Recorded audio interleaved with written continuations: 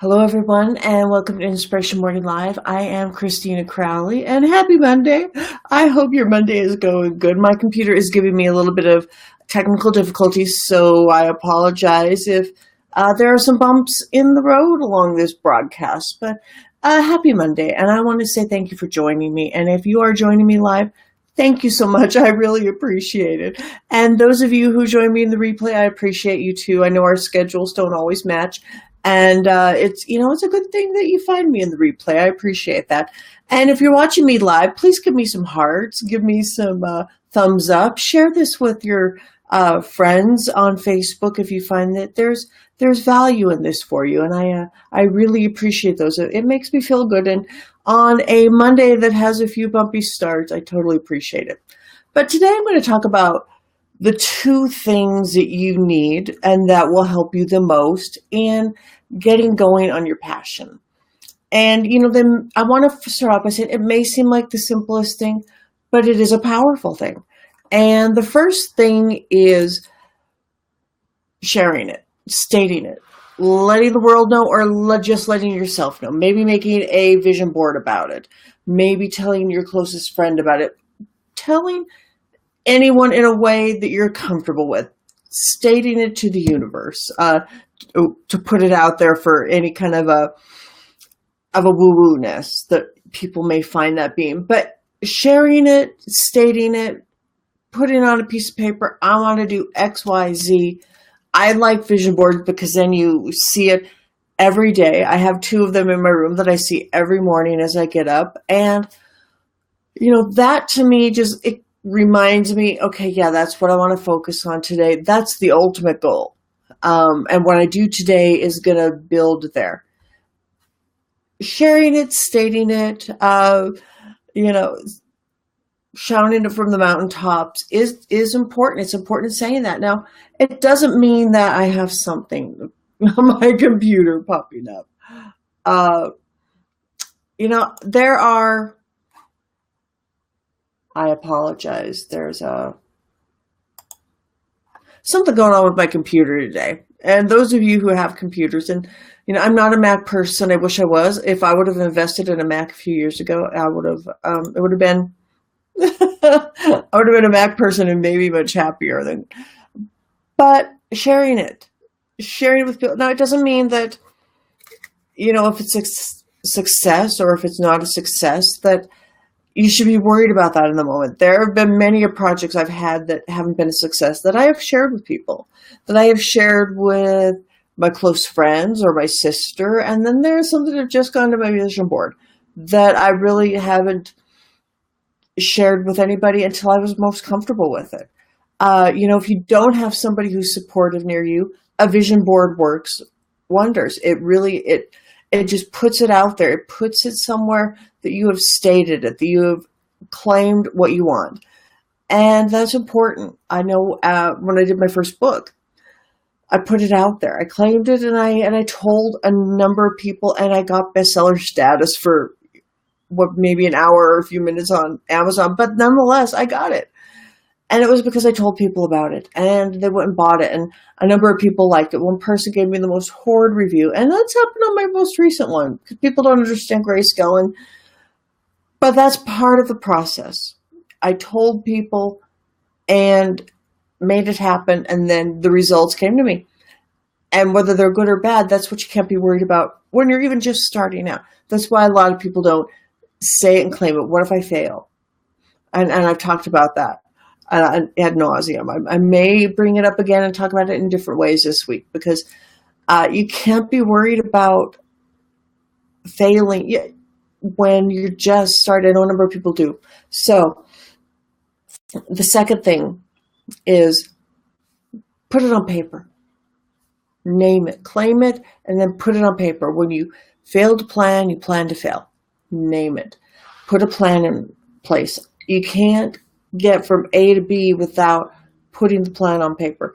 You can't drive a car across country without a plan, without a map. Your map is your plan of knowing how to get where you're going, your route. I love lists. Lists are my type of plan. I plan out what I'm going to do at the beginning of the week, planning it. So name it, then plan it.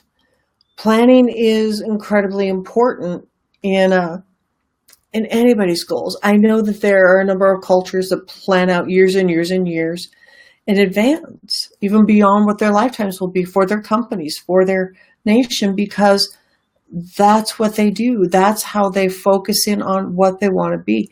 It claims who you are. It shows you how to get to what you want to be. And I think when you're going through those uncomfortable moments, as we all do in our ventures, it helps us stay the course. When you have a planned course, there's times when I haven't done this, and I speak from my own experience when I haven't truly planned out what I want to do. Sometimes it's gone well.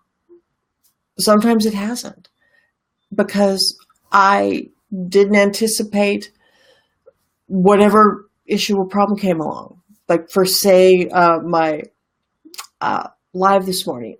I've had technical issues with my computer last week into this week, but I knew what I wanted to say and I knew what I wanted to talk about.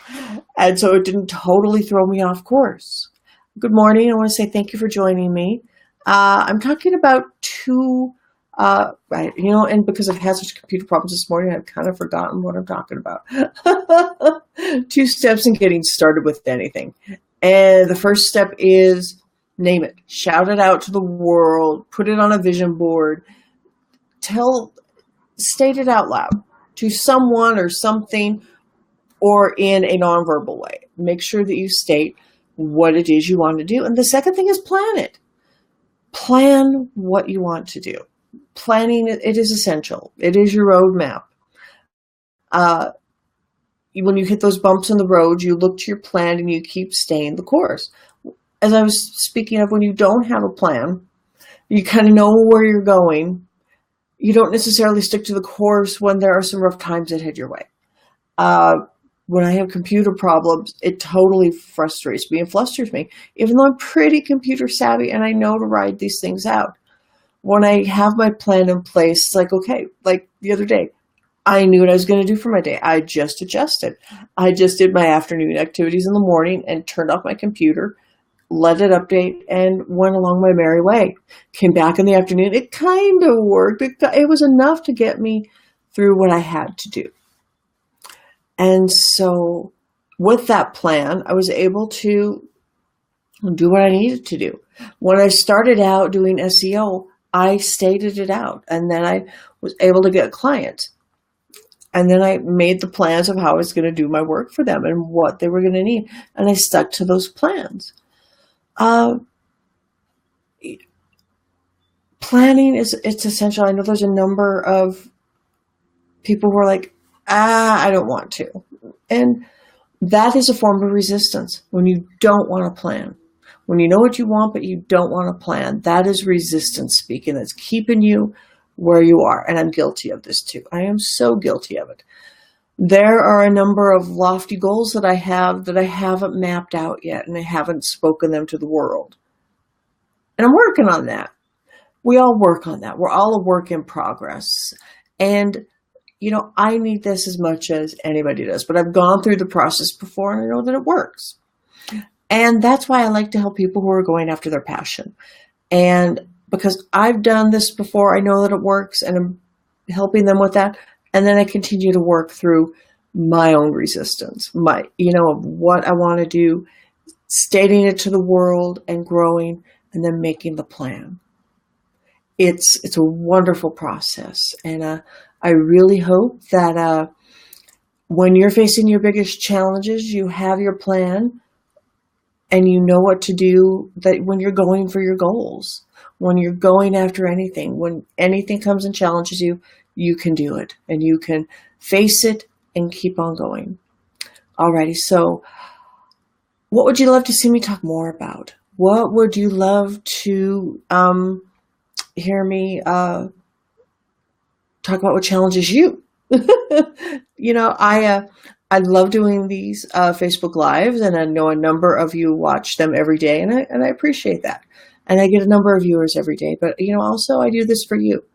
And what would you like to hear about? I do teach about going after your passion. I do have a couple of students that I coach in that. So let me know what you think, and let me let you know that I appreciate you. And I love the thumbs up. I love the hearts. I love the comments. And so keep those coming. I do appreciate them. And if feel this has been helpful, feel free to give me those. I appreciate them. And I look forward to seeing you on my next Facebook Live. Ta-ta for now.